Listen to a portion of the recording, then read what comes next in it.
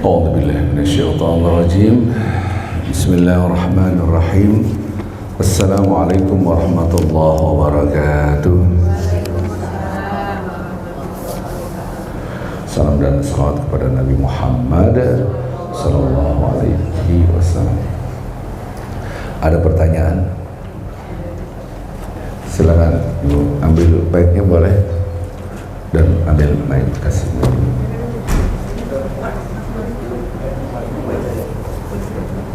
Ini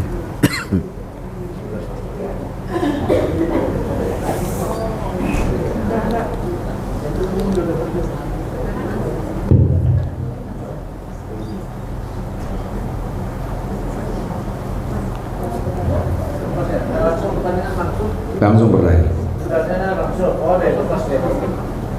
Assalamualaikum warahmatullahi wabarakatuh. Assalamualaikum warahmatullahi wabarakatuh. Nggak apa-apa. Nama saya ini Pak Ustaz. Ya boleh, silakan. Yang akan saya tanyakan, boleh dong pertanyaan Pak Ustaz? 10 ya boleh. Yang pertama begini Pak Ustaz. Seusia saya ini masih suka jalan pakai kendaraan umum, tapi jarak jauh, misalnya dari Jakarta ke Ponorogo gitu. Nah, sementara bus-bus malam itu kan kamar kecilnya agak terbatas dah gitu ya. Dan untuk menghindari bolak-balik ke belakang itu biasanya pakai pampers lah istilahnya gitu. Nah, tapi kadang-kadang kan itu bis malam itu sholat itu tidak tepat waktunya. Misalnya berangkat dari sini jam 2 gitu ya. Oke lah, mungkin antara jam 2 asar dengan zuhur kan bisa digabung ya Ustaz ya sholatnya. Tapi pas maghrib kan nanti tiba-tiba sudah lewat lah gitu. Kadang-kadang makan malam itu sekitar jam 9 atau jam 10 kadang-kadang. Ya tergantung jenis busnya lah begitu. Nah, kemudian kadang saya tuh ingin waktunya maghrib kita sholat tetap di bus gitu. Tapi kita tidak tahu apakah pampers ini masih bersih atau tidak. Kan pakai tayang gitu Ustaz. Nah, itu yang ingin saya tanyakan, apakah sholat itu sah atau bagaimana? Itu yang pertama Ustaz. Yang pertama. Kemudian yang kedua, ada titipan pertanyaan ini Ustaz. Untuk sholat Jumat itu sebaiknya, karena banyak di sekeliling kita ini yang saya perhatikan, Ustaz sudah ceramah di masjid, Khutbah. tiba-tiba orang itu baru datang, baru jalan lah gitu menuju masjid gitu. Tapi ada juga yang misalnya sebelum Ustaz naik mimbar udah masuk ke masjid dulu gitu. Nah, sebaiknya yang mana Ustaz? Atau ada juga yang modelnya udah mulai Allahu Akbar 1 rakaat, orang itu baru datang ke masjid gitu Ustaz. Mungkin bisa jadi Ustaz. Terima kasih sebelumnya. Assalamualaikum warahmatullahi wabarakatuh.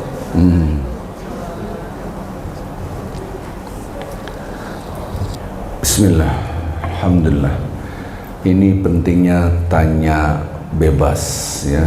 Kalau saya tidak memberikan kesempatan ini, sholatnya banyak yang tidak sah ya. Padahal sholat itu penting sekali ya. Seperti tadi, bagaimana sholatnya? Jelas ketika Anda pakai pampers, dilihat konteksnya. Pampers itu kadang-kala sudah ada pipisi, jadi tidak sah, Anda harus lepas ya. Oke, nanti saya bahas satu-satu. Lihat, di dalam sholat itu ada kemudahan. Di sini, di bab sini ada bab namanya sholat safar. Sholat safar. Sholat safar itu berarti konteksnya adalah qasar.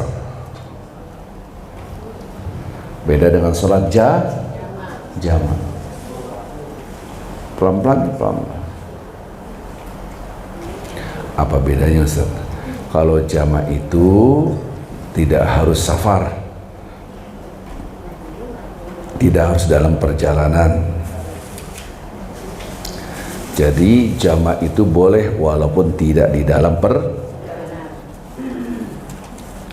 Disitulah Allah ingin mudah buat kita, yaitu dimudahkan dalam kondisi tertentu.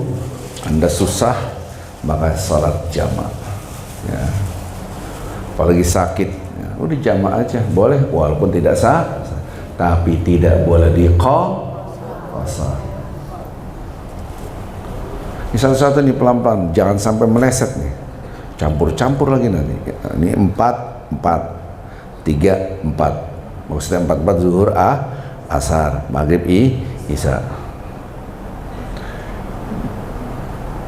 Walaupun perjalanannya dekat, misalnya Jalan Sudirman ke Ciputat, itu kan berapa kilo, boleh jamak tanpa qasar karena macetnya ya. Jadi tidak harus safar. Dan kemarin saya sudah jelaskan, bahkan majelis ilmu pun membolehkan jamak.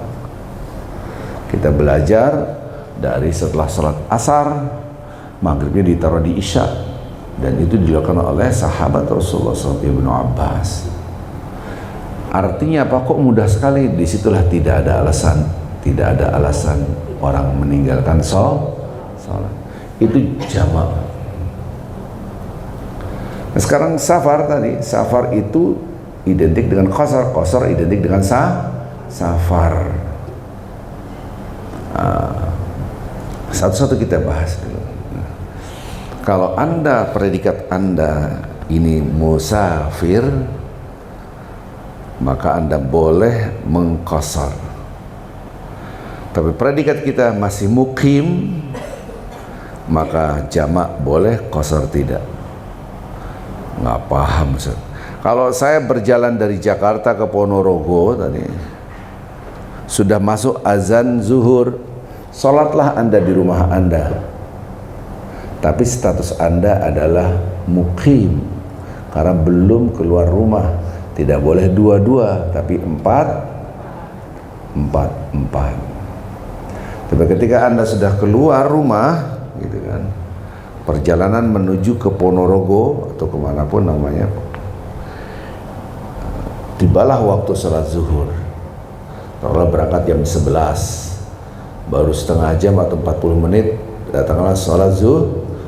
Anda boleh 2 zuhur 2 asar, karena predikat Anda sebagai musafir. Ini pelan-pelan nih, saya nggak mau cepet-cepet, apalagi sepuh-sepuh kan ya.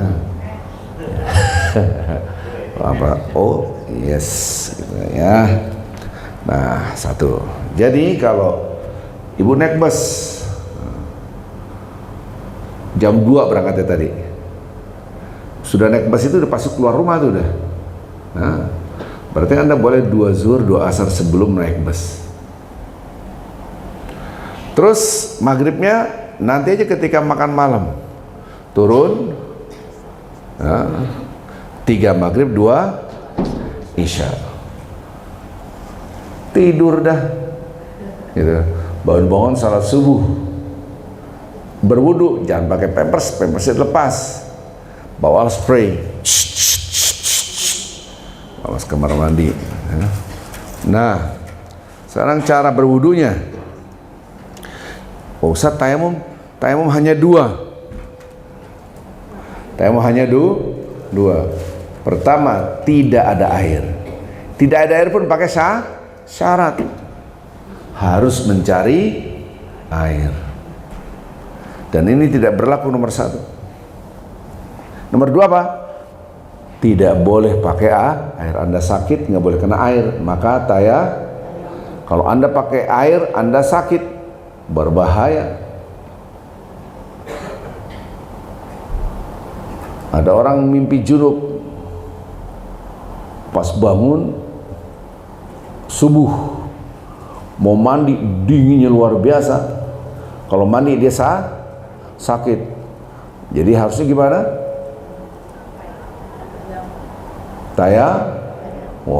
Karena tayamum itu pengganti wudhu, terus ini kan mandi, akhirnya guling-guling di padang pasir. Ini kisah nyata sahabat Nabi, bukan saya cerita. Nabi senyum aja. Nggak begitu tetap Anda tayamum. Subhanallah. Jadi Anda tayamum hanya karena dua, tidak ada air, tidak bisa kena air. Di pesawat tidak boleh karena berbahaya. Dan sepakat ulama-ulama boleh tayamum karena berbahaya. Tidak ada air atau berbahaya dengan air. Dua ini tidak ada ketika naik bus. Air banyak dan Anda tidak apa-apa pakai air. Maka itu, kalau mohon maaf ya, ini bahasa saya ini, kan perut orang beda-beda. Ada yang bisa bertahan berjam-jam dalam keadaan berwudu, ya. Apalagi dia biasa dawamul wudu, selalu menjaga wudu. Ada orang nggak tahan, baru setengah jam, setengah jam, kan gitu kan. Subhanallah. Ada orang kayak gitu nggak? Gini-gini, nggak ada gini-gini. Nah, orang yang kembung perutnya susah untuk dawamul wudu, menjaga wudu. Ya sudah, Anda nunggu waktu maghrib, wudu, maghrib belum, masih perjalanan, isya, biasanya bus itu berhenti itu makan malam kan gitu. Udah Anda berwudu, sholat, nah sholatnya di musola, ada tempat rest area dengan 3+2. Oke, selesai. Kapankah jamak takdim, kapankah jamak takhir? Saya harus menjelaskan. Anda boleh jamak takdim dan jamak takhir, terserah Anda, itu yang umum. Tapi kalau ada yang mengatakan tekstual, ada juga. Jamak takdim itu apabila, nah ini saya tidak mau ini. Apabila kalau Anda mulai mau berjalan sudah waktunya sholat, maka jamak takdim. Kalau sholat Anda berjalan dan belum waktu sholat, terus datanglah waktu sholat, harus jamak takhir. Nah, ini tidak ada keharusan. Saya ulang lagi nih, pelan-pelan. Kalau saya jalan dari Jakarta, Bandung lah, Ponorogo manapun, sudah masuk azan zuhur, maka saya jamak takdim. Tidak ada qasar karena masih muqim, ya. Karena predikat saya belum menjadi seorang yang dalam perjalanan musafir. Itulah yang dilakukan oleh Nabi Muhammad SAW. Tapi ketika saya berangkat jam 9.50 menit, setelah sekian lama azan zuhur. Halo? Di rest area, ya. Kita tadi berangkatnya jam 10 kan gitu.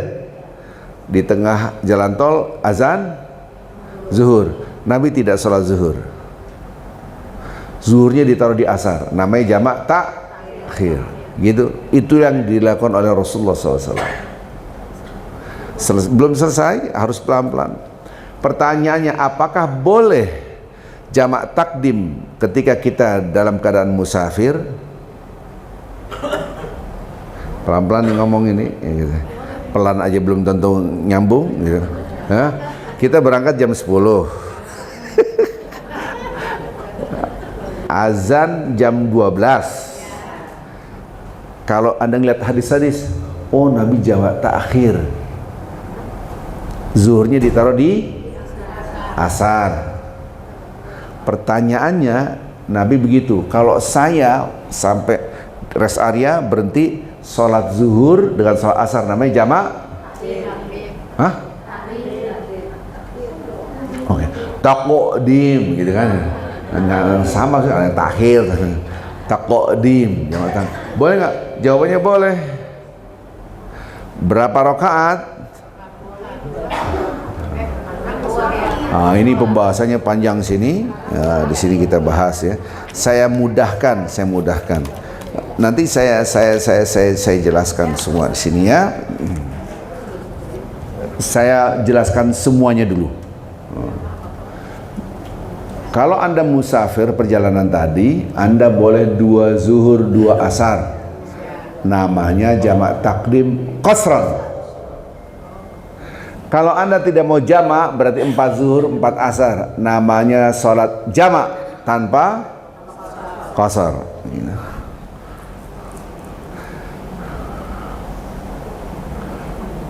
Ustadz ngambil yang mana? Gitu kan, nanya kan ya. Halo? Ini nanti kita tinggalin dulu ya. Nanti kita bahas ini. Ya, ada pembahasan di sini. Nah, kan 4 plus 4 sama dengan 8. Maka 8 lebih banyak daripada 2 plus 2. Berarti 8 dibanding 4 banyakkan mana? Nggak usah ditanya. Anak kecil juga tahu mana afdolnya ya. Oke. Satu-satu dari kasus ini kita balik dulu ke kitab Fikih Sunnah karya Said Sabiq.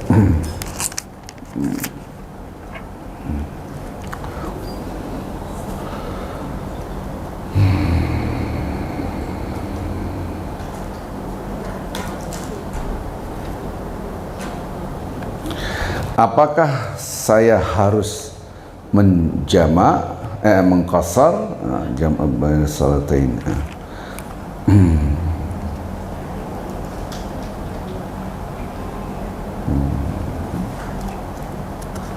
Di sini beberapa pendapat jamak di dalam safar. Jamak itu bisa qasar, bisa tidak. Manakah yang lebih baik gitu kan?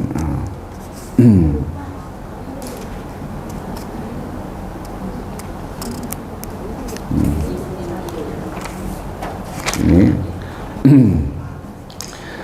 pendapat-pendapat di sini bahwa kalau Anda tidak menjamak dan tidak mengqasar salat seperti biasa, apakah itu lebih baik? Itu sebuah pertanyaan. Satu.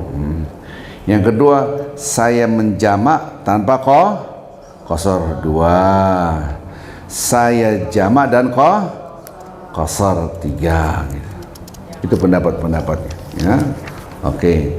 Jadi di dalam kitab ini dibahas jadi perbedaan-perbedaan pendapat ulama-ulama di sini dibahas dan Anda tinggal memilih mana yang lebih cocok buat kita.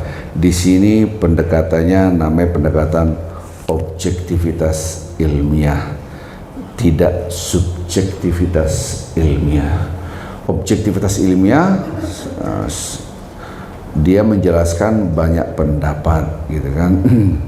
Jadi kalau Anda mengatakan hanya satu pendapat yang paling benar ini, adapun yang lain salah, nah ini namanya subjektivitas ilmiah. Upayakan Anda kalau menerangkan harus objektivitas ilmiah. Oke, saya kasih yang instan saja di dalam kitab ini. Pertama, apakah saya harus jamak atau tidak seperti sholat biasa saja? Sementara predikat kita Musa, yang instan aja. Pertama, pendapat pertama, hukumnya haram. Kalau jangan kaget gitu, ngapain kaget gitu? Kaget, biasa aja.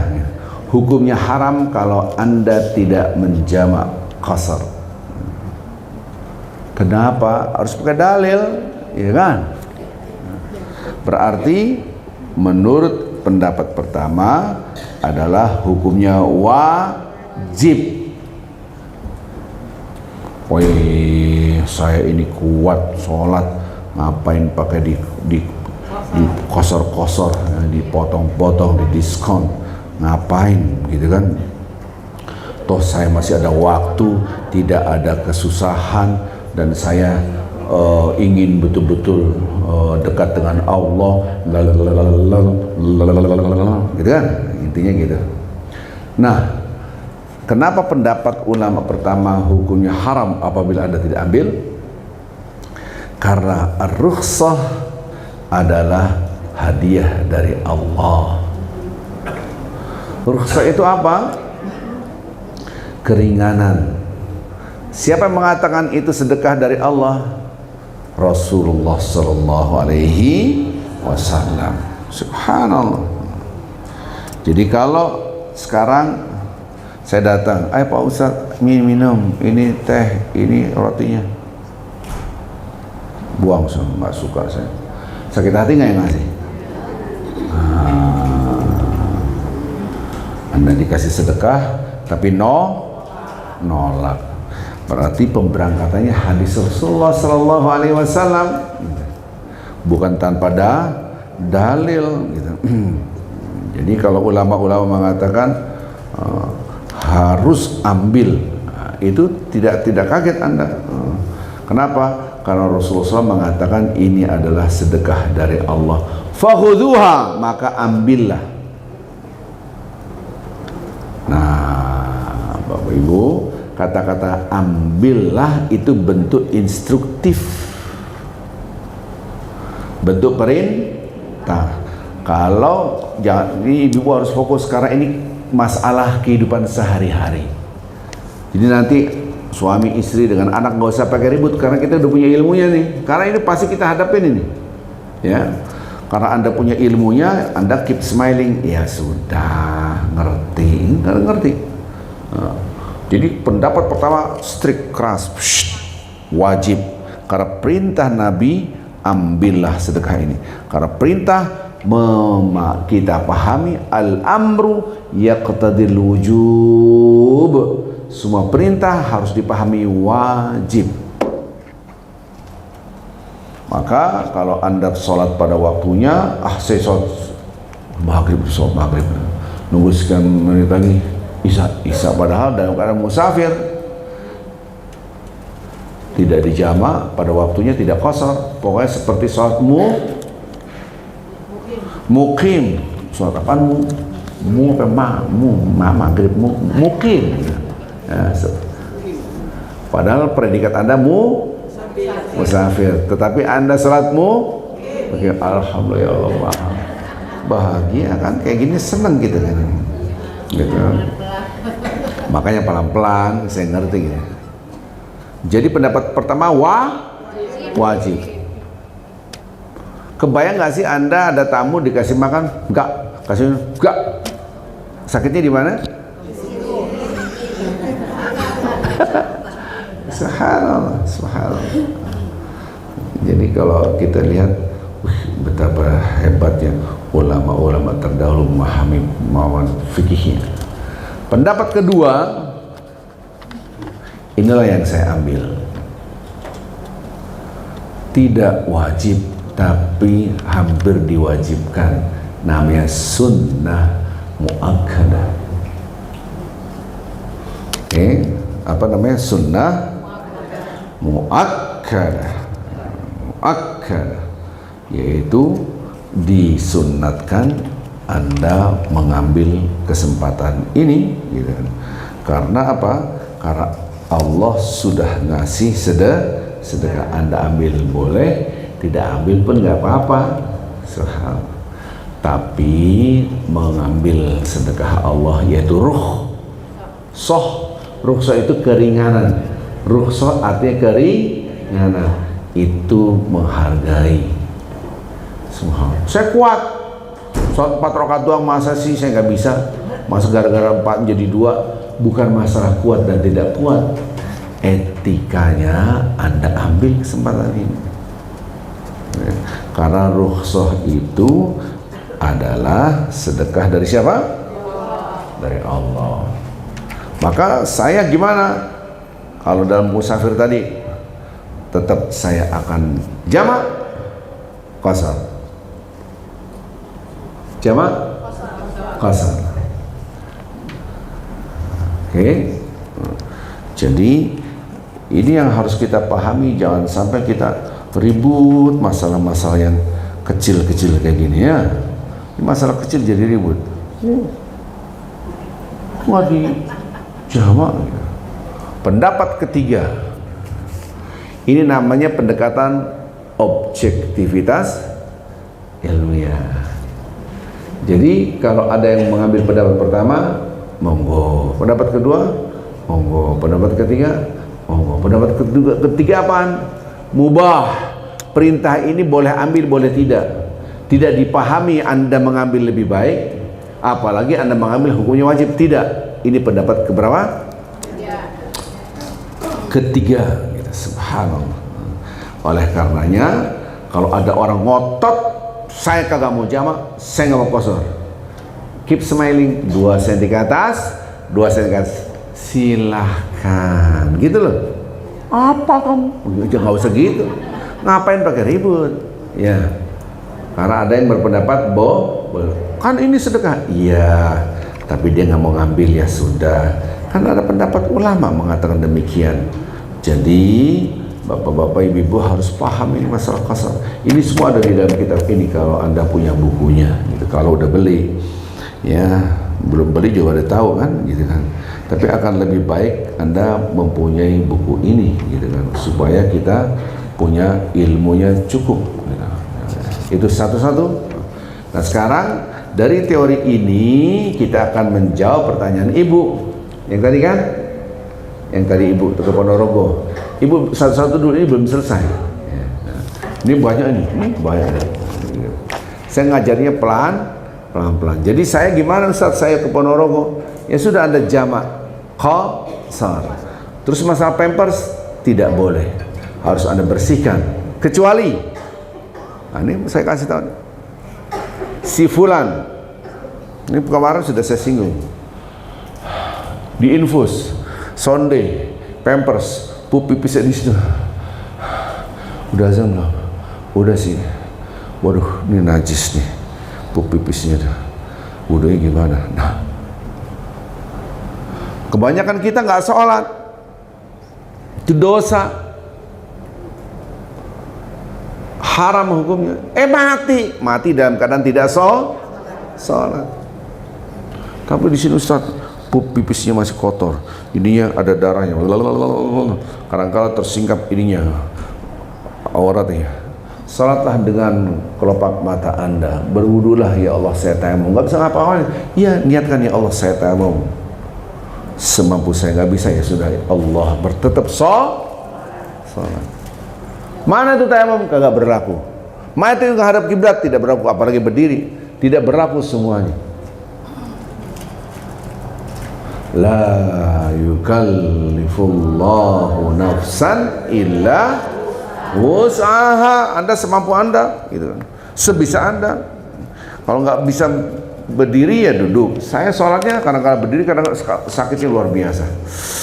Ibu-ibu yang ngerti HNP, aduh nangis ya, sakit. Ini sakit dinahan nih. Nah, pura-pura sehat aja nih. Alhamdulillah, gitu kan.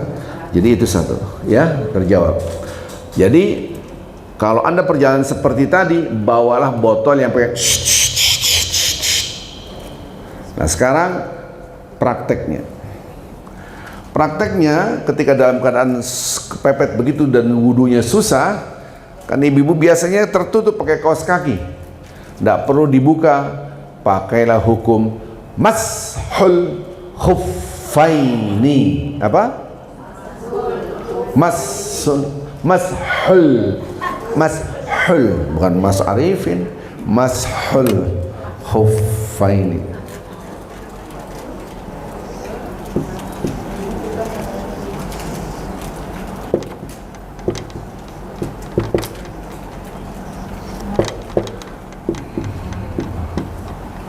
Mashul khuffaini.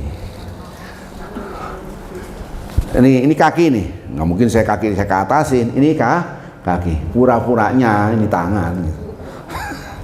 Ini mata kaki nih, ya. Ini mata kaki. Jadi ini kan tertutup semua. Wudunya ketika disuruh kaki harus kena air, cukuplah Anda membasuh dari atasnya saja. Ada air sini, sudah sah. Sah. Oke, Anda tawaf, Kan Anda berwudu, ya kan? Nah, sudah ambil botol, faghsilu wujuhakum wajah, faghsilu wujuhakum wa aydiyakum ilal marafiq wamsahu bi ru'usikum warjulakum ilal ka'bain. Ingat-ingat, ambil yang rukun-rukunnya saja. Rukun-rukunnya wudu, niat satu. Ya Allah, saya niat wudu. Faghsilu wujuhakum, wajah. Wajah itu adalah ini masuk wajah dari dagu sampai leher wajah. Mulainya dari tumbuhnya rambut ini wajah. Kira-kira gitu loh. Loh kalau gundul ya kira-kira aja. Nah, wajah.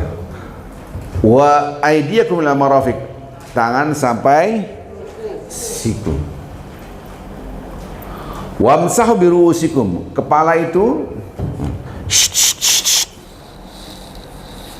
dah cukup. Warjulakum ilal ka'bain, warjulakum ilal ka'bain yaitu kaki sampai mata karena ini tertutup, pakailah hukum mashul huffaini, cukup di atasnya saja.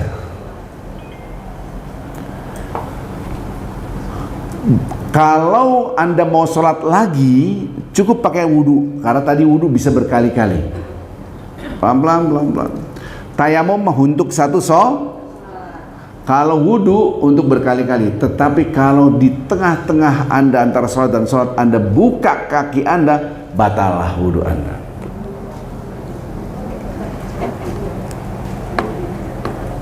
Karena tadi wudunya pakai mashul khuffain.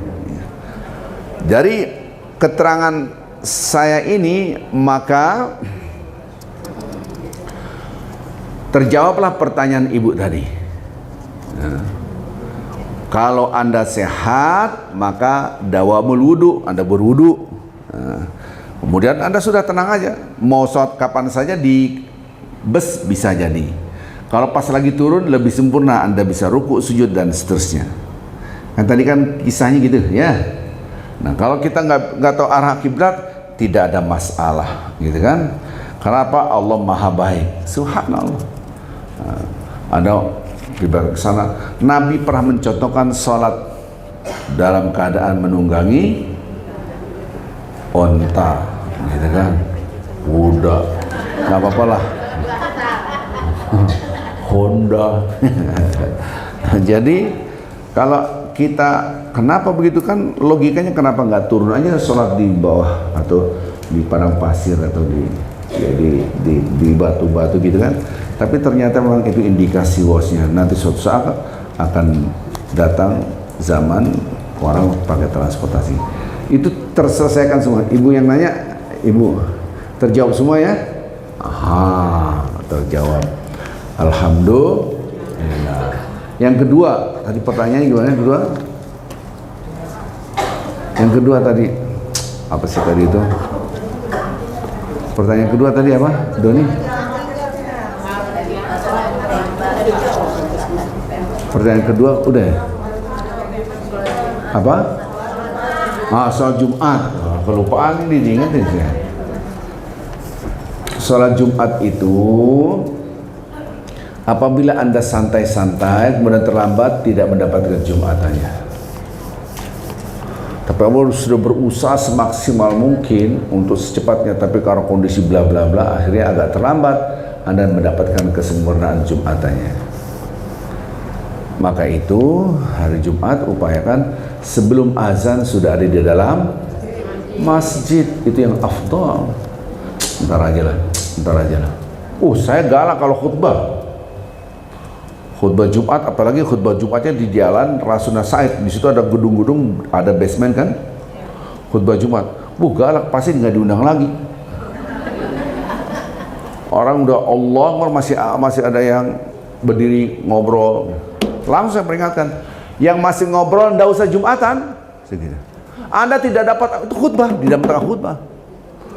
Yang ngobrol aja saya tegur, Bapak ngobrol, tidak sah Anda. Kalau ngobrol keluar, itu khutbah Jumat, kayak begitu. Diem semua, besok-besok agak diundang lagi. Subhan. Ada yang ngerti hukum fikih, mesti diundang lagi. Orang ngobrol itu tidak sah, gugur semuanya. Ngobrol dong. Ini ngobrol nih, terus kita negor, diem. Yang negor gugur juga. Emang didiemin. Anda nggak boleh ngomong, yang penting tidak boleh ngomong. Colek. Ya colek mungkin boleh ya kali ya, gitu kan. Tapi mata Anda ke sana, gitu. Apalagi zaman sekarang khutbah Jumat, ketawa, cendilian, gelok. Ini khutbah Jumat.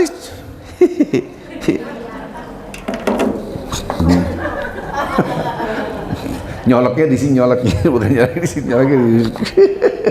Ribut itu. Just kidding, just. Sekarang banyak sekali. Yang salah khotibnya. Kok khotib? Khotib harus negor.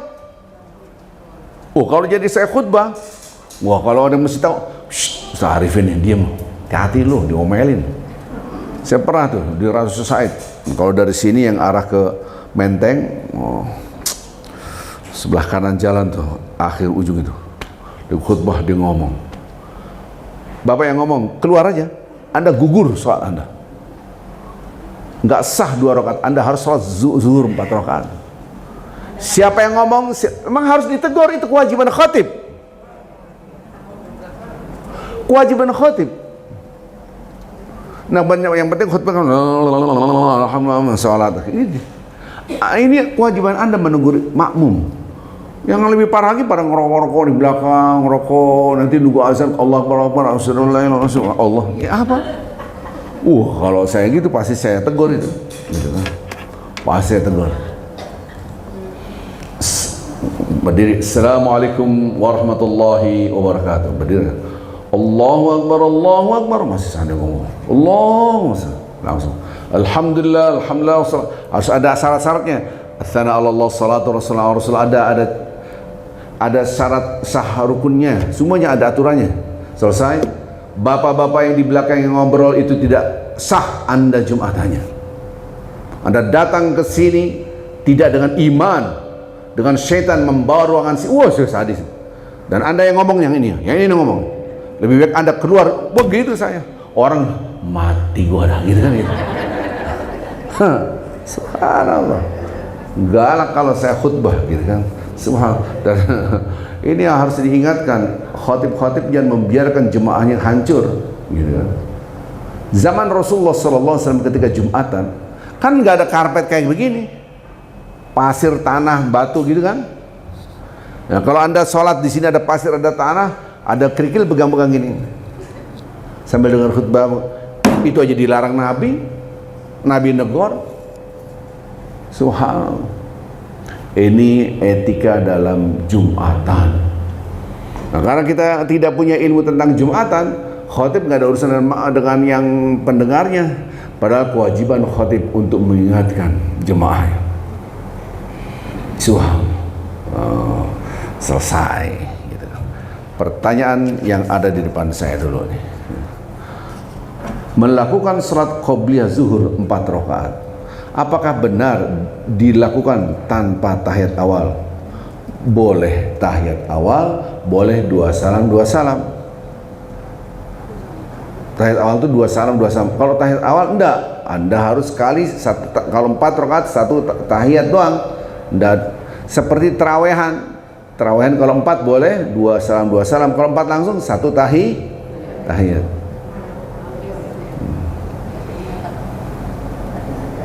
Bedanya kalau 4 1 tahiyat adalah Anda setiap rakaatnya ada surat, tapi kalau salat wajib 2 rakaat pakai surat setelah Al-Fatihah, sementara kalau yang sunnah semuanya setelah Al-Fatihah pakai surat.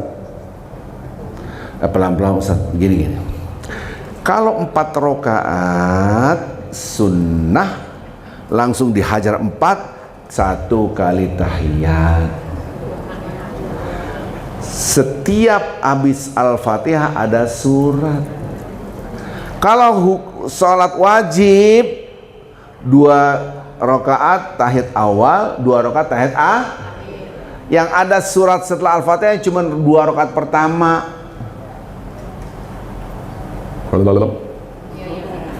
Kalau ada terawihan 4 rakaat, kalau terawihan 4 rakaat itu kan 1 tahiyat akhir selesai, betul nggak? Tapi setelah habis Al-Fatihah pasti ada surat. Tapi kalau sholat wajib tidak, 2 rakaat pertama pakai surat setelah Al-Fatihah, 2 rakaat enggak, Al-Fatihah doang.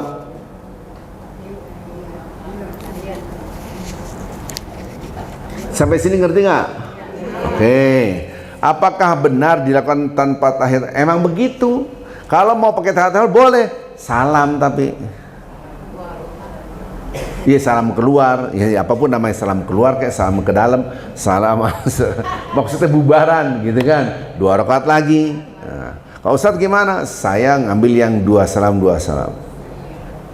Oh, kalau yang tadi Ustadz, kalau antum yang perjalanan ke Ponorogo tadi berandai-andai, antum ngambil mana? Saya ngambil nomor 2. Tapi kadang-kadang saya gabung antara 2 dan 3. Gimana gabungnya Ustadz?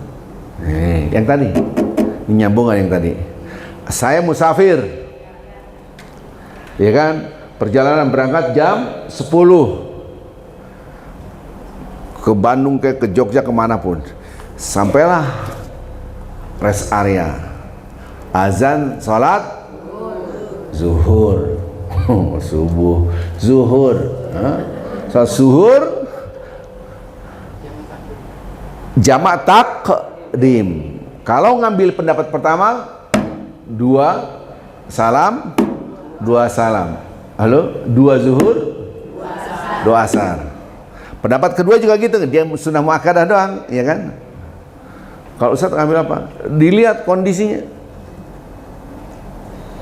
Kalau di rest area itu ada mukim dan mereka 4 rakaat, saya gabung nih, masuk wudu, Allahu Akbar, asyhadu an la ilaha illallah. Ya udah, gabunglah saya. Gabung bersama ya imam, maksudnya bersama orang salat mukim. Berapa rakaat? 4 rakaat lah saya. Setelah itu salat asar jamak takdim. Status asarnya adalah qada. Enggak apa-apa, ya, setelah itu Anda salam 4 rakaat, Anda berdiri salat 2 rakaat qasar. Berarti saya ngambil yang 4 rakaat juga, ngambil yang 2 rakaat juga. Karena saya tidak mau ketinggalan salat berjamaah. Lain halnya, ayo, Bapak musafir ya? Oke, 2 zuhur 2 asar. Bapak-bapak kita 2 zuhur 2 asar. Oke. Sama-sama kita, nggak ada masalah. Tapi ketika Anda gabung, apalagi Anda di luar tol, masuklah masjid, sudah azan, Anda ikut berjemaah dengan orang-orang yang salat mukim, sementara kita alhamdulillah, senang, bahagia, nyambung tuh senang loh kalau gitu kan. Jadi setelah Anda selesai, dia salam, kita berdiri lagi sholat 2 rakaat qasran gitu. Oke, nyambung ya. Satu-satu ini siapin pertanyaan lagi ya. Kalau kita terbangun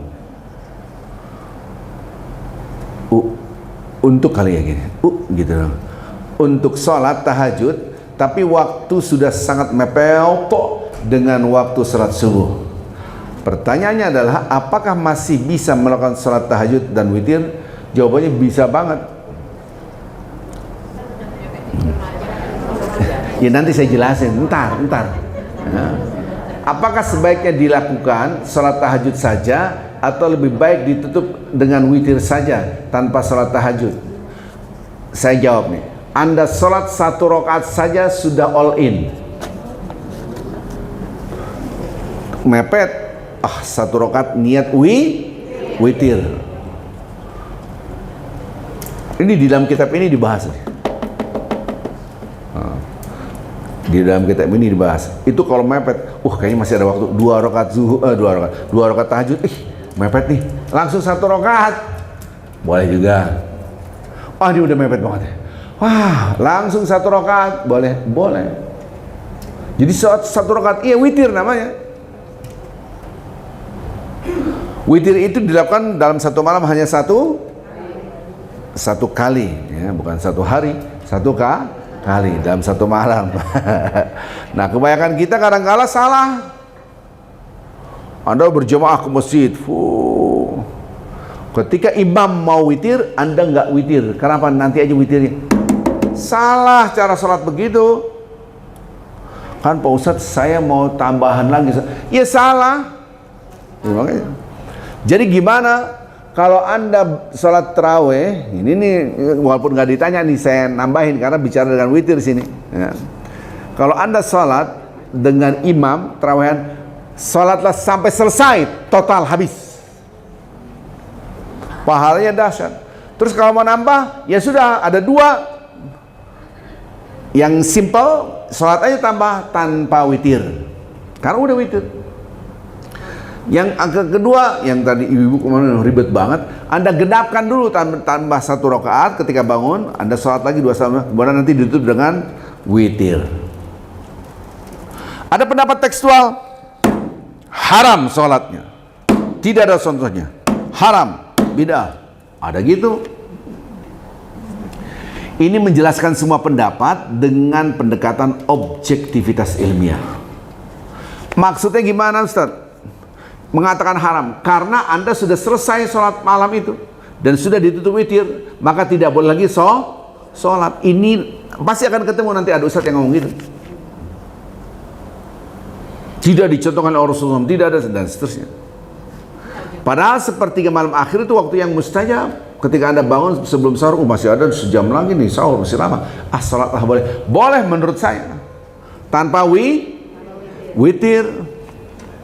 Ada lagi yang menggenapkan, yang tadi sudah witir digenapkan.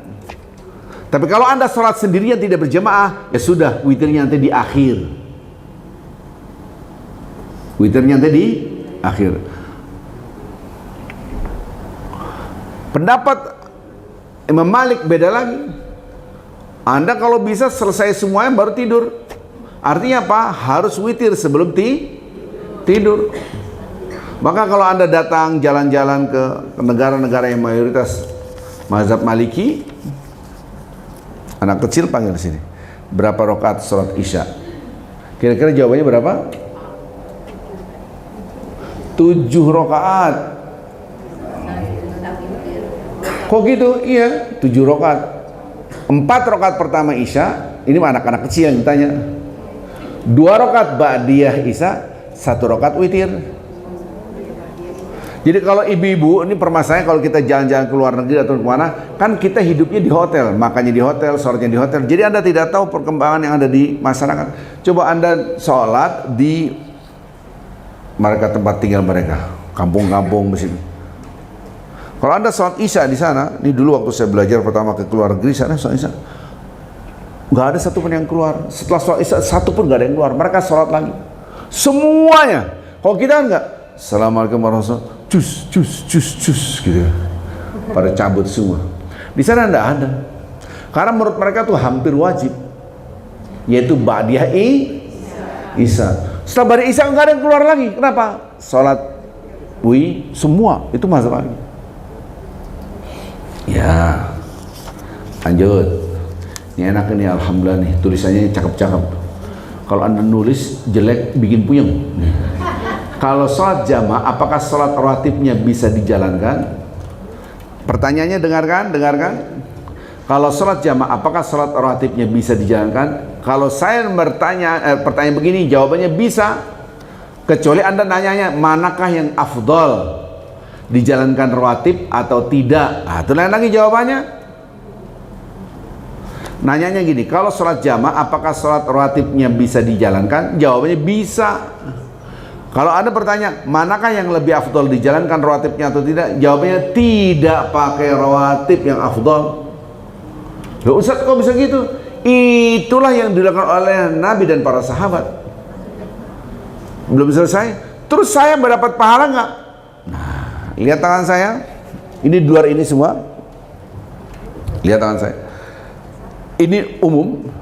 Anda berbuat baik, tidak cukup berbuat baik, naik di atasnya, harus terbiasa berbuat kebaikan, apapun bentuknya. Kenapa level di sini? Karena ketika Anda tidak bisa melakukan ini, Anda tetap mendapatkan pahalanya. Kita selalu sholat berjamaah. Suatu hari saya, aduh mau jamaah, nggak enak banget kalau nggak jamaah. Anda akhirnya sholat sendirian, tetap dapat pahala berjamaah. Saya biasa Senin Kemis puasa sunnah Ahlul Bait, sakit saya, harus minum obat, harus gini. Karena puasa sunnah tadi sudah menjadi kebiasaan, gara-gara saya sakit, saya tidak puas, tapi Anda dapat pahalanya. Biasa sholat ke masjid, bapak-bapak ke masjid, sholat berjamaah, sakit, HNP pula, gitu kan? Curhat nih ya. Aduh nangis. Saya sholat di sini tadi dulu, kalau sakitnya luar biasa. Allah Akbar. Kemarin dengan Pak Dwi ya, tiduran dulu mau ngaji, mau di masjid, di musola kecil, tiduran dulu di masjid Wahdatul Ummah sebelum azan subuh. Setelah azan subuh qobliyah, habis itu tidur lagi. Udah siap belum? Udah, baru duduk. Habis ceramah kuliah subuh tidur lagi. Diganjel ini, sarafnya seperti tarik. Habis itu ngajar lagi di musola ya. Begitu juga. Nah kalau Anda seperti itu dapat pahalanya, Anda nggak ke masjid karena sakit, tetap.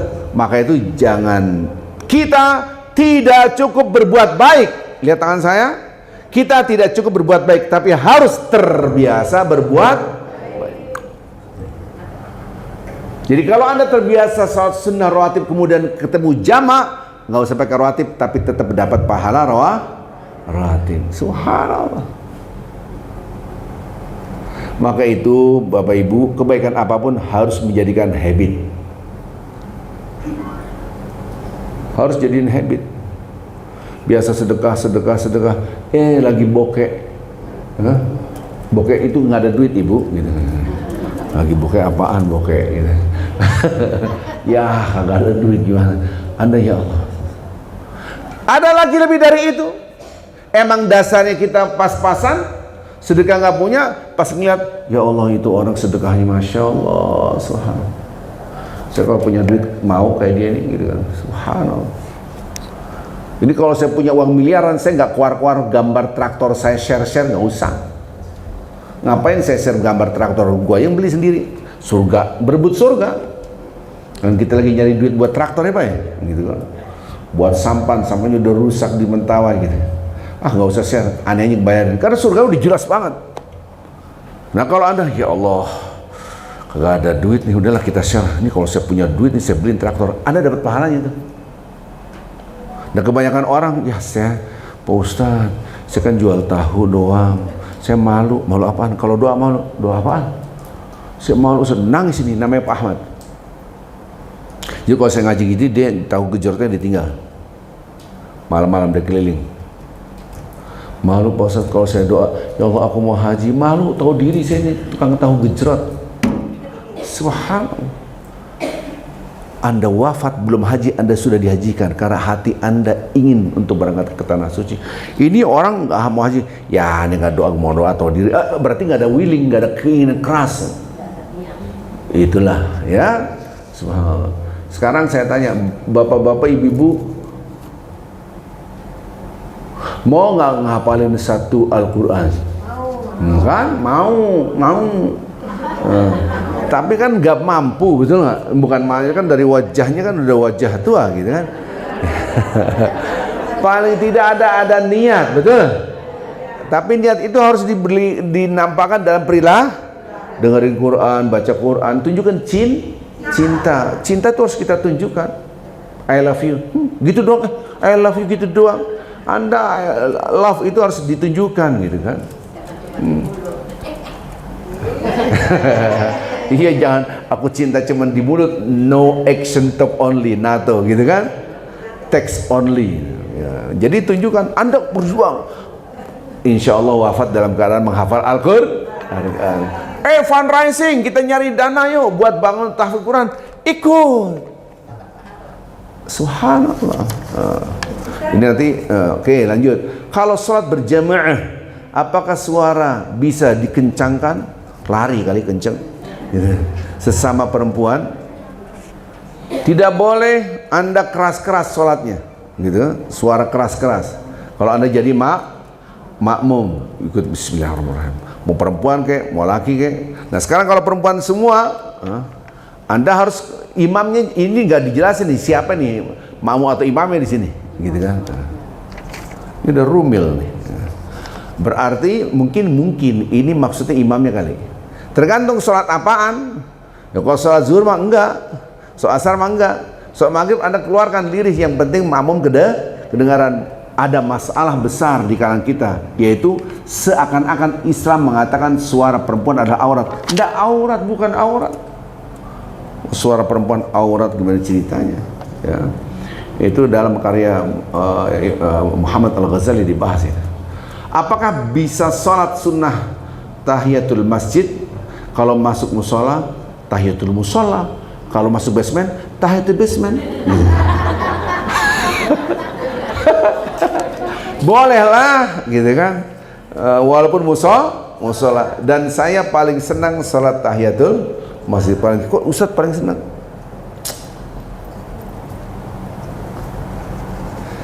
Cinta. Jadi rugi besar kalau Anda masuk masjid tidak tahiyatul masjid. Rugi besar. Karena itu akan menjadi saksi Anda di akhirat. Dan setiap tanah yang mana mereka sholat sujud di situ adalah keberkahan.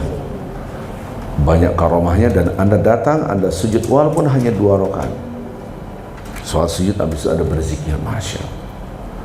Dan itu Anda menghormati rumah Allah.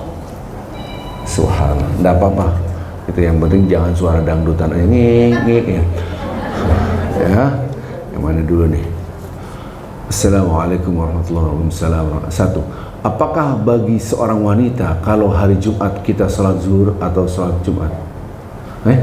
Apakah bagi seorang wanita kalau hari Jumat, tentunya kita sholat zuhur atau sholat Jumat? Dengerin dulu. Ini pertanyaan yang tidak bisa dijawab. Gitu kan? Lihat konteksnya.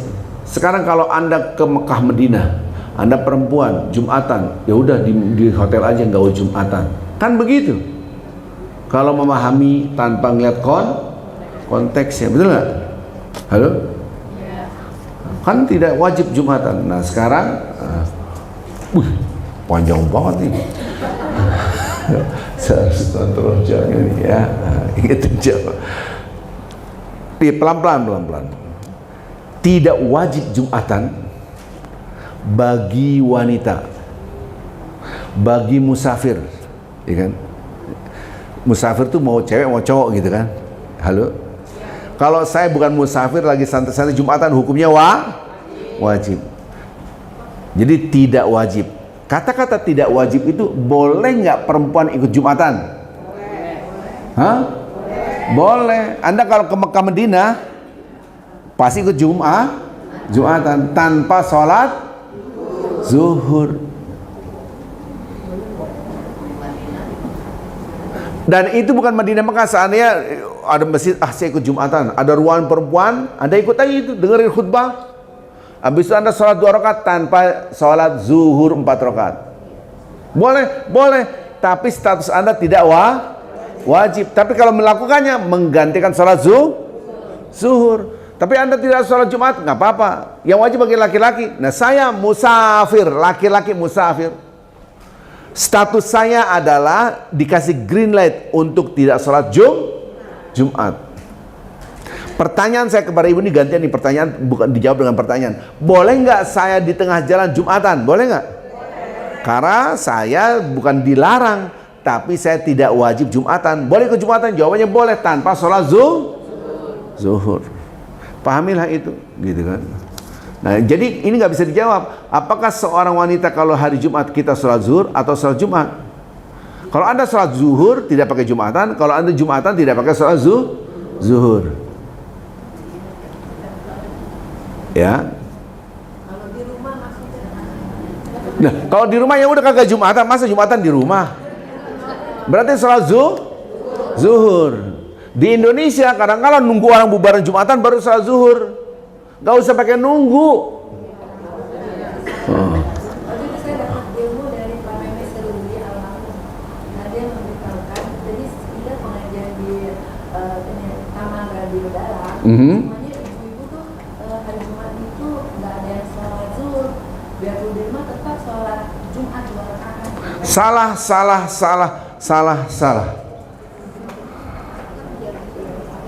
Itu salah. Itu salah, jelas salah gitu. Harus pakai dalil, gitu kan? Jadi tidak Jumatan itu bukan berarti tidak sholat zuhur, tetap dia sholat zuhur 4 rakaat murni. Kalau Jumatan 2 rakaat, Anda harus ikut ritualnya. Apa itu 2 rakaat lagi, Ustaz? Khutbah pertama, rakaat pertama, khutbah kedua, rakaat kedua. Maka itu 2 khutbah itu tidak boleh ngobrol, ngomong, gitu.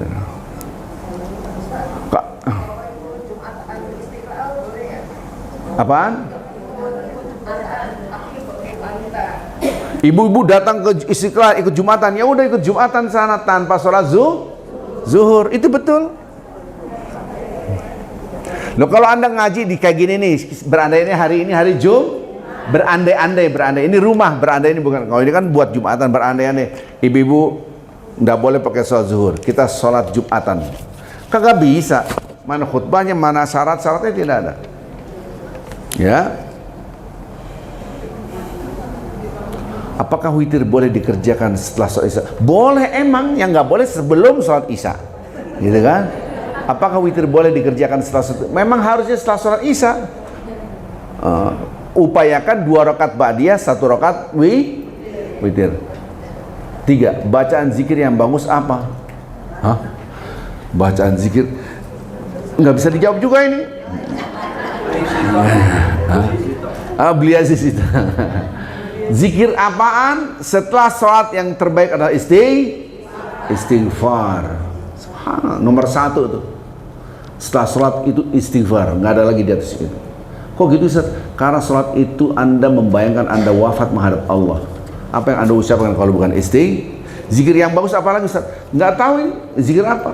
Kalau Anda belum punya anak, ada zikir khusus. Kan nggak mungkin wajah tua kayak gini minta punya anak, gitu kan? Kalau Anda punya masalah, Pak Ustadz, saya ini bawanya marah aja. Apa sih? Gampang tersinggung. Ada lagi zikirannya, gitu kan? Dikit-dikit gitu. Itu kasihan suaminya, gitu kan? Tekanan batinnya, gitu kan? Gualak banget istrinya. Oke, ada zikirannya gitu. Subhanallah. Ya Ustaz, saya ini sakit-sakit. Ya Allah, gimana Ustaz? Ada zikirannya. Gabung aja zikir Nabi Yunus pas istighfar dengan Nabi Ayyub. La ilaha illa anta subhanaka inni kuntu astaghfirullahaladzim rabbi anni massaniyad durru wa anta arhamur Ada tuh di depan tuh dengan buri ini. Assalamualaikum, waalaikumsalam. Saya membaca dalam buku sunnah fikih, dalam suatu peperangan Rasulullah berkata bahwa disegerakan sholat asar, ya, ketika menduking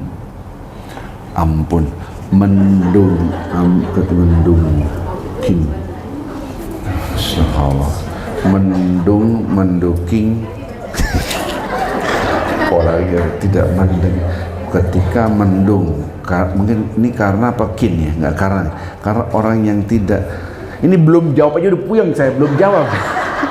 Udah nggak bisa mendungkin orang yang tidak. Ya Rabbi, kasih kesabaran hamba-Mu ya Allah, kasih pemahaman. Mendung kayak mendung nih kali ya, mendung orang yang tidak mengerjakan sholat asar berat, benar-benar telah terhapus pahala amalnya. Hah? Kok ada mendung, ada ini ketika mendung sholat asar. Yang saya tanyakan, apa maksud kata Rasulullah di atas? Apakah yang juga berlaku juga? Ampun ya Rabbi, salam astagfirullah. Oh. Nah, ya, oh ya, yang nanya ini siapa? Gini deh,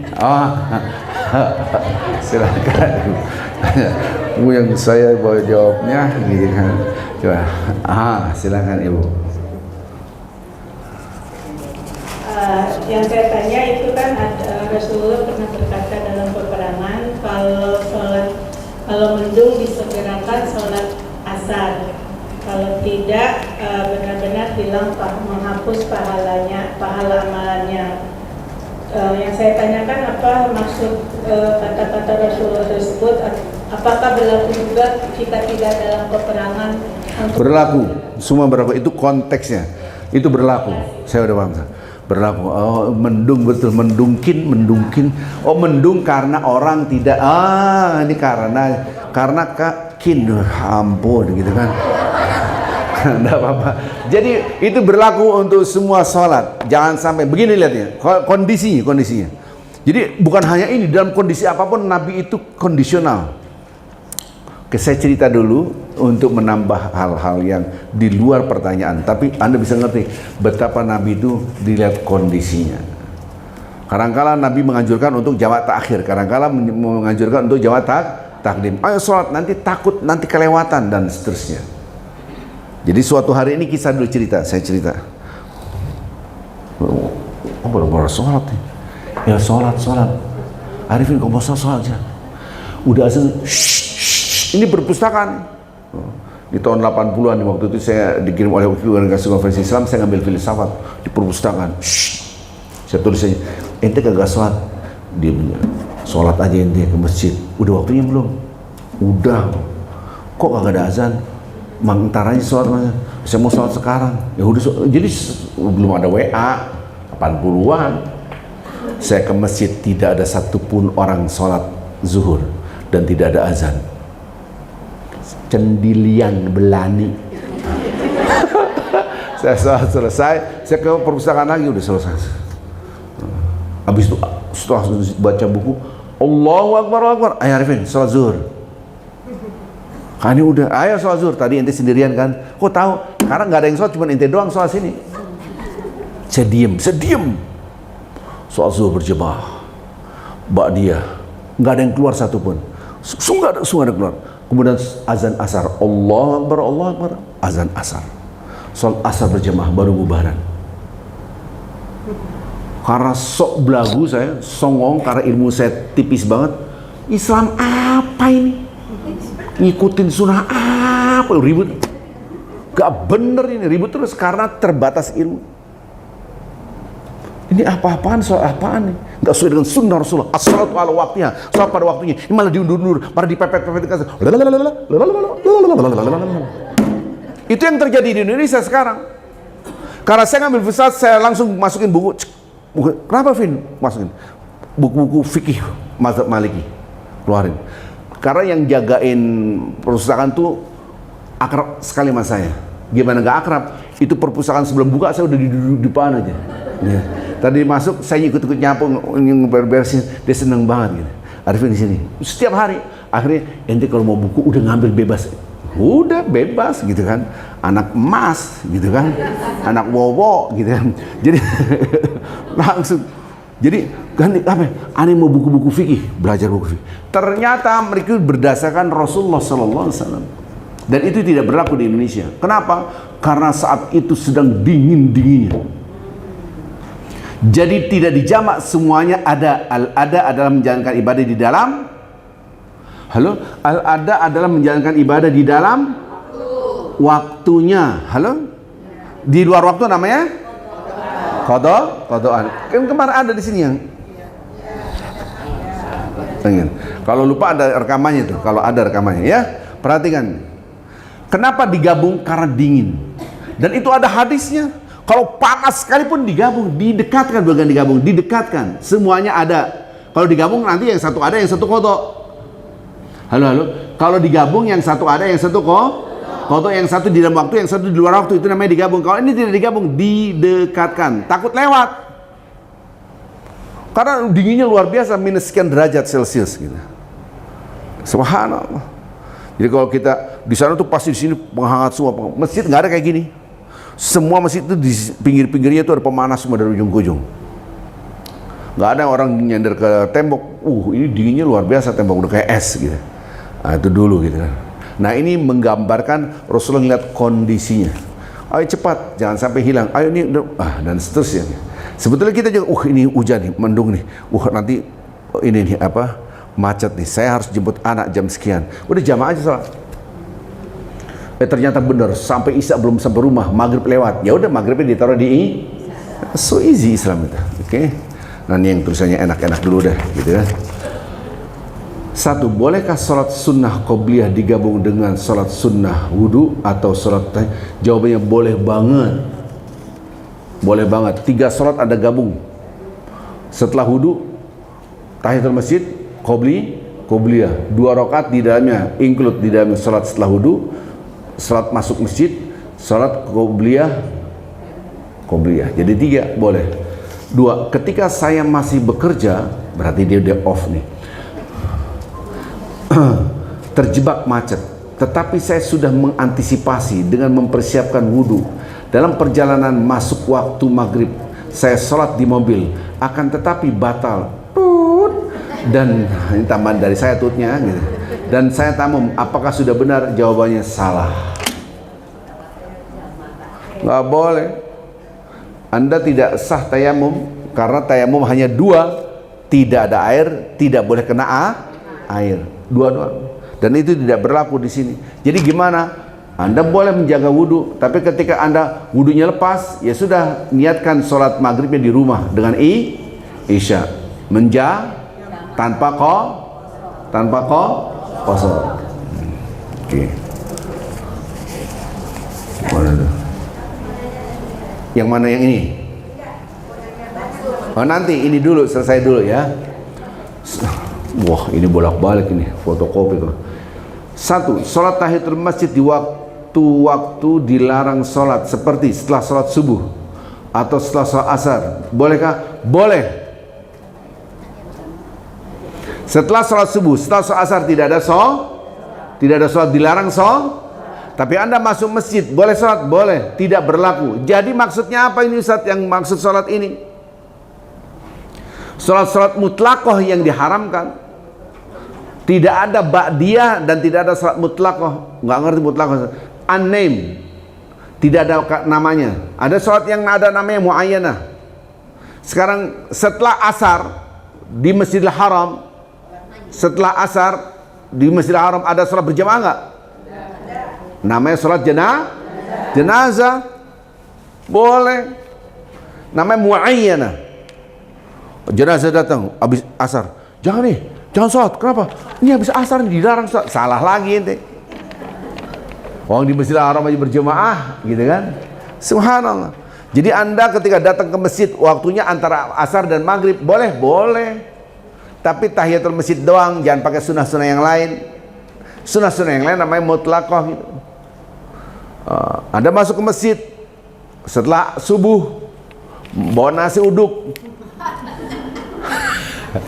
Ya kan, mau ngasih makanan sarapan, padahal waktu diharamkannya saya tahiyatul masjid boleh.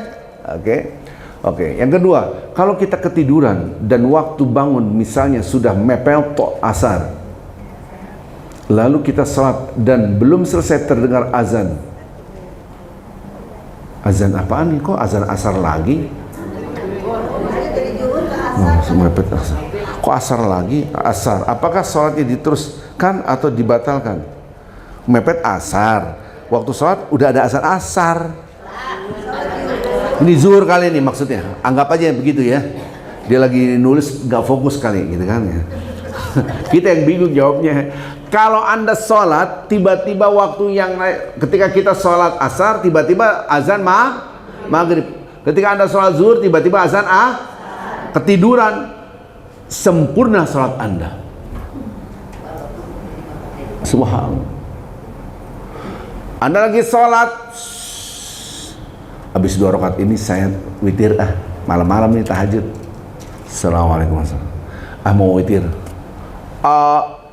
Allah Akbar, masuk azan. Kok zuhur sih? Subuh. Witir zuhur, subuh ibu. Subuh, Anda sholat witir aja, lanjutin aja. Subhanallah, ya. Allah tuh maha baik, ya. Subhanallah. Dan yang ini nih yang banyak orang nggak tahu. Ini banyak orang nggak tahu nih. Banyak yang salah, ini banyak salah. Mungkin sampai pun level yang dianggap orang ngerti agama nih. Kita masuk masjid nih, rest area. Imamnya ngerti hukum fikih, jago ilmunya agamanya. Duduk tahiyat akhir, at-tahiyat. Ada orang masuk. Terasa ada orang masuk.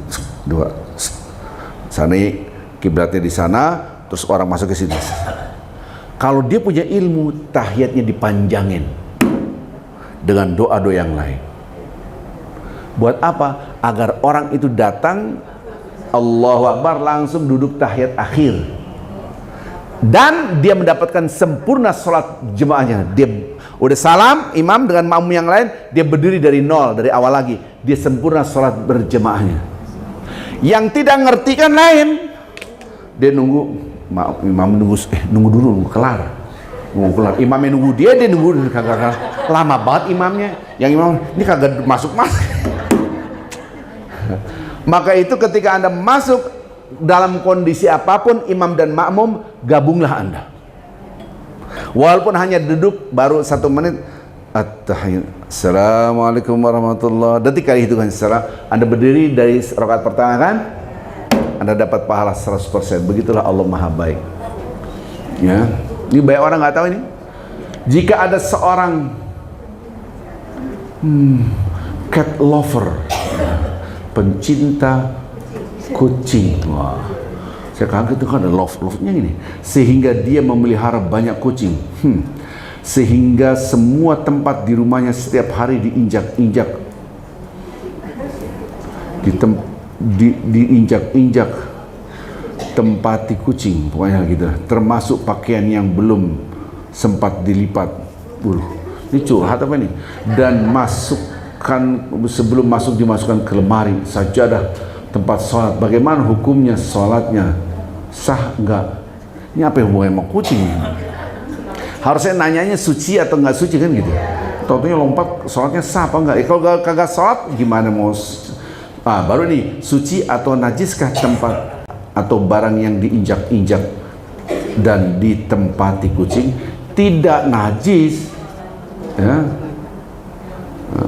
Dan hadis Nabi pernah jubahnya yang dipakai ditidurin kucing di baliknya. Ditulis di baliknya, Pak, nggak usah diomongnya, kita balik. Lalu Nabi memotong jubah itu. Lucu-lucu nih ibu di sini, gue demen banget. Apakah ini karena Nabi memuliakan? Ini maksudnya memuliakan kucing, bukan itu najis. Dia bisa ngerti dia sendiri. Apakah ini memuliakannya? Subhanallah. Bukan berarti dia nanya, dia tahu jawabannya, gitu kan gitu. Udah. Ini itu di jawabannya udah bener banget, jawabannya bener banget ya. Waduh. Panitia pemilihan.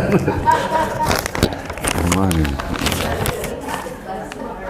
Ini dari mana saya bacanya nih? Ustadz, misal ini saya lagi ke Tanah Abang, udah masuk waktu. Misal ini saya ke dia nulis 2 kali deh.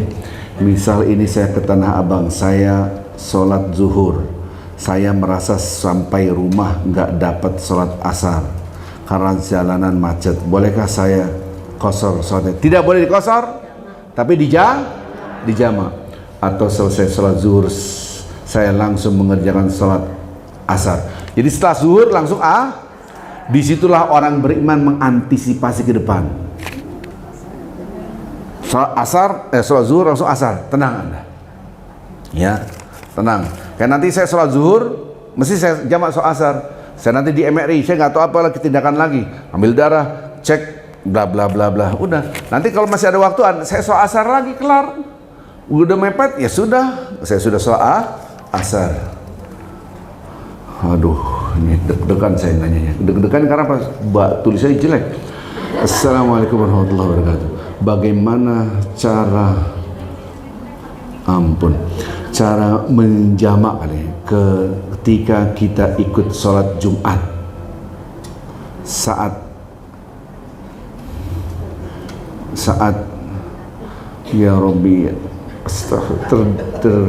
ampun, bertepatan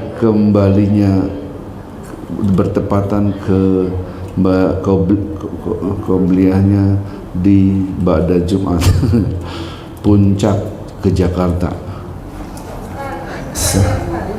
Gimana gimana Bu? Yang pertama itu Ustaz, kejadiannya waktu Umroh. pulangnya kan pada Jumat, kita ikut Jumatan. Nah, saya pas mau jamaah itu saya ditahan orang-orang, gak ada pada Jumat. Enggak, saya mau asar, mau balik gitu. Nah itu boleh nggak Ustaz? Berapa rakaat? Mungkin saya kerjain 2, habis zuhur itu, habis itu Jumatan, Jumatan. Ibu benar, yang ngelarang itu yang salah. Kadang-kala orang terlalu pede gitu. Terlalu pede karena ketidakbatasan ilmu. Iya, kita ya sudah nggak boleh. Iya, saya sholat ya, gitu selesai. Gitu. Anda boleh sholat 2 rakaat lagi, 2 rakaat kasar. Anda musafir, ya, jadi boleh. Bu, yang kedua aja langsung Bu. Yang kedua Kemarin kami kan acara sholat kami ke puncak. Pulangnya itu habis zuhur mereka bersama tuh udah jamaah dua jamaah asar. Tapi sampai di Jakarta tuh azan Ustaz. Saya bilang pulang sholat asar lagi. Saya bilang udah. Boleh ulang, boleh tidak. Oh ya. Yang ketiga supaya nggak capek saya jawab. Ketiga Ustaz, kami kan memang suka safar nih, safar ke Padang. Tapi berarti sholatnya di Isya nih di takhir. Yes. Nah, cuman kalau saya ngerjain 3-2 Ustaz, walaupun di waktu Isya, tapi saya bilang gini, dia ngerjain Isya dulu Ustaz, baru maghrib, katanya yang punya waktu Isya katanya. Dua-duanya boleh. Boleh Ustaz. Dua-duanya boleh. Isya boleh, maghrib juga boleh. Tapi kalau Anda sampai satu tujuan dan Anda sampai Jakarta, tapi kalau Anda musafir 3-2. Kok Ustaz boleh 3-2, boleh 2-3? Lihat konteksnya, kemarin saya sudah jelaskan. Kalau saya masuk masjid, orang-orang sholat Isya. Tunggu, aneh belum sholat maghrib. Kan nggak mungkin juga gitu kan. Nah, jadi Anda sholat Isya dulu, baru maghrib. Tapi kalau Anda berduaan, tertib aja. Maghrib sama Isya. Tapi suami saya mau Isya dulu. Ya udah, suami pahala. Iya. Ya sayang, gitu kan kelar. Kan? Nggak usah pakai ribut. Apa mau ribut itu, gitu kan? Disitulah pentingnya objektivitas ilmiah dalam menerangkan masalah hukum. Nggak boleh satu hukum. Di sini dikatakan kunut, bagaimana pendapatnya? Ada yang membolehkan, ada yang nggak, dijelaskan di sini. Gitu ya. Oke. Ini nih. Ini kelihatan bisa dibaca. Jika bersin-bersin ketika sholat lebih dari 3 kali tidak bisa ditahan, apakah sholat kita batal? Jawabannya tidak. Katanya ketika sholat tidak boleh bergerak 3 kali. Dengarkan.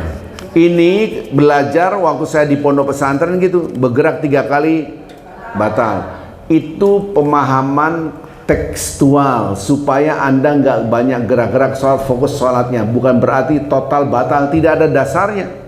Loh, kalau Anda di depannya ada kosong, Anda depan lagi kosong, Anda isi, kan gitu. Dalam keadaan nggak masalah gitu.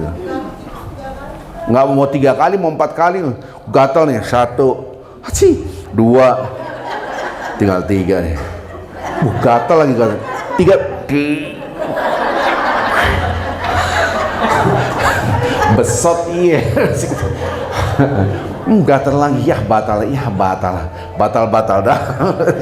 nggak boleh begitu gitu. Sudah jam 11 saya harus ke dokter. Yang jadi tiga kali. Jika kita telat bangun sholat subuh, bangun jam 6 pagi, jadi yang harus bisa saya kerjakan sholat apa saja. Bisakah saya sholat subuh juga? Emang kudu begitu? Harus sholat subuh? Udah kesiangan telat. Tapi kalau bisa dengan qobliyah subuh udah kelihatan matahari, udah Anda sholat seperti biasa saja, ya. Qobliyahnya dengan sholat subuh. Apa bedanya sholat malam dengan sholat tahajud? Nah, ini keren, ini baru pertanyaan keren. Sholat malam itu sholat malam setelah isya, terus itu disebut dengan sholat malam. Kapan waktunya? Ya malam hari. Sholat tahajud lebih identik Anda tidur dulu baru bangun. Nah, bolehkah saya sholat malam tanpa tidur, sholat tahajud? Boleh. Kita sholat tarawih itu sudah sholat tahajud, sholat qiyam itu sholat malam. Nah, ada yang mengatakan tidak, harus tidur. Kalau saya tidak sepaham dengan harus tidurnya, itu kita beda. Ini sebentar lagi ada nggak nih? Ini udah tadi. Nah, ini kayaknya belum. Apakah bagi wanita? Ini udah tadi. Ini oke, udah. Ada lagi pertanyaan? Silakan Ibu, silakan. Baik banget. Silakan.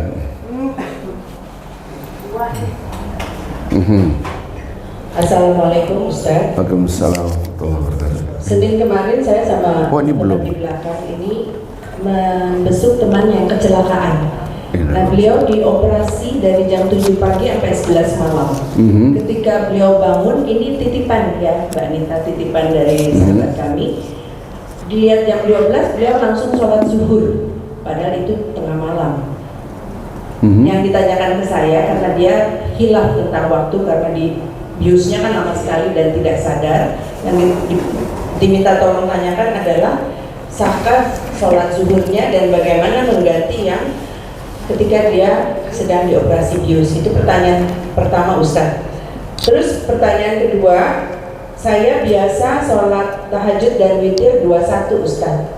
Tahajudnya 2, witirnya 1. Minimalis. Yang penting tegak Ustaz. Iya. Nah, witirnya saya selalu senangnya 30 Ustaz. 30 menurut saya itu setara baca Quran 1. Itu betul. pemahaman itu seperti itu betul nggak Ustaz? Betul. Terus? Baik. Terus tarawih Ustaz. Di masjid dekat rumah saya, tarawihnya 21. Saya kan kalau habis buka puasa itu banyak ngantuk Ustaz. Jadi biasanya setelah 11 saya pulang, setelah 8 saya pulang. Ada yang bilang jadi nggak sah karena nggak ikutin total 21. Itu mengakalinya gimana Ustaz? Terima kasih. Satu lagi Ustaz, teman saya mau nanya sekalian. Satu-satu dulu. Oh ya. Ya, Assalamualaikum warahmatullahi wabarakatuh. Nah, kalau misalnya ada keluarga kita yang sakit, ya kan? Nah, kita udah minta untuk sholat, tetap melaksanakan sholat, tapi memang katanya masih belum bisa. Nah, apakah dari sholat-sholat yang ditinggalkannya itu bisa dikodok dan caranya bagaimana untuk mengganti sholat-sholatnya sampai terlunasi walaupun keadaan alasannya sakit? Terima kasih. Wih, yang terakhir butuh setengah jam paling tidak kita terangkan. Ya, harus jelas karena saya hobinya menjelaskan objektivitas ilmiah. Saya sendiri kalau jadi murid tidak mau pendekatan subjektivitas ilmiah. Saya pribadi, oh ini bukannya boleh, ini nggak boleh. Saya nggak suka sebetulnya, saya pribadi. Maka saya ketika mengajarkan nggak suka cara pendekatan itu. Harus dijelaskan pendapat ini begini, pendapat ini begini, pendapat ini begini. Jadi luas wawasannya. Itu namanya pendekatan objektivitas ilmiah. Tapi karena waktu juga mepet, saya harus menjelaskan ya. Itu subhanallah ya. Pertama kali mengkodok sholat. Itu semua mengkodok sholat yang di rumah sakit tadi. Ya. Kalau Anda baca buku ini, kalau dia mughma alaih itu dia hilang ingatan, maka tidak wajib sholat baginya. Ini dalam kitab-kitab ini saya terpaksa harus subjektivitas ilmiah karena waktu, ya. Karena saya harus udah janjian sama dokter ke rumah sakit gitu. Nanti ingetin saya nih Pak Dwi, nanti kita bahas lebih dalam lagi. Dan kita baca, kalau bisa punya buku ini, jadi oh iya, oh dasar ini, oh dasar ini. Ya. Jadi kalau orang seperti itu tidak kena sholat, tidak wajib sholat baginya. Nah, kalaupun ada yang mendapat harus sholat, maka tertib aja deh, diuruntut berapa sholat yang ditinggalkan. Kan ada hadis, Ustaz, kalau dia lupa ketiduran, maka sholatlah ketika dia ingat. Kemarin antum udah ngomong itu hadis riwayat Bukhari. Konteksnya beda, ini sakit hilang ingatan total. Beda, kalau yang hadis tadi adalah lupa dan ini bukan ketiduran lagi. Maka pendapat ulama-ulama di sini tidak wajib baginya. Itu pakai dasar Al-Quran, pakai dasar hadis Rasulullah Sallallahu Alaihi Wasallam. Jadi mughma alaih, nanti kita bahas. Ya, jadi maka pembahasan sholat itu harus tuntas sebetulnya. Karena nanti itu mungkin ditanyakan orang lain, belum kenapa lagi. Suatu saat kita menghadapi masalah itu yang pernah ditanyakan orang lain, betul nggak? Ataupun terkena pada diri kita. Masuk rumah sakit, saya nggak sadar, totonya jam 12 malam, padahal masuk rumah sakitnya dari pagi karena kita hilang ingatan. Ataupun di ICU 7 hari koma, kan? Betul nggak? Bangun-bangun, ini hari apa ini? Itu udah seminggu di sini. Astagfirullahaladzim. Nah, maka Anda harus belajar hal-hal gini. Ini namanya kupas tuntas tentang sholat.